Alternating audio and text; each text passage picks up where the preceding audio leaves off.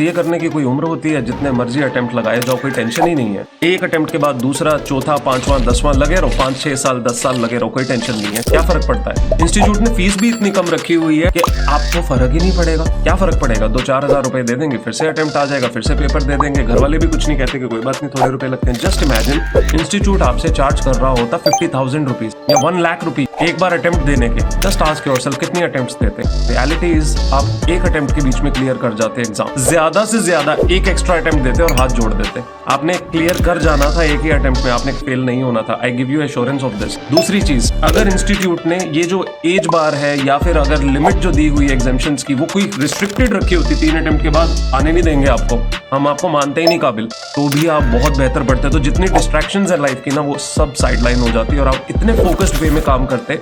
आपको पता होता कि मैंने 4 साल जो मेहनत की है वो जीरो हो जाएगी, क्योंकि पता है अटेम्प्ट्स के बाद अटेम्प्ट्स लगा सकते हो। तो ब्रेन आपको अलाउ ही नहीं करता है ये सोचने के लिए you are supposed to put all the damn efforts, all the fucking efforts this time only. तो stop doing this nonsense to yourself और अपने आप को ऊपर उठाओ इस प्रॉब्लम से। जस्ट अपने आप को ये क्राइटेरिया दे दो कि मेरी अटेम्प्ट्स जो है वो 4 ही मेरे पास अवेलेबल है या 2 अवेलेबल है, मेरे को इसमें निकालना है, या 50,000 रुपए लगेंगे अगली बार। क्योंकि आप जो समझ नहीं रहे हो ना, वही प्रॉब्लम ये है। यहाँ पे अपॉर्चुनिटी कॉस्ट जो आपकी लूज हो रही है लाइफ में, वो इतनी बड़ी है कि अगर आप उसको समझ पाओ तो उस केस के बीच में ये एग्जाम कभी भी आप जो है फेल नहीं हो पाओ।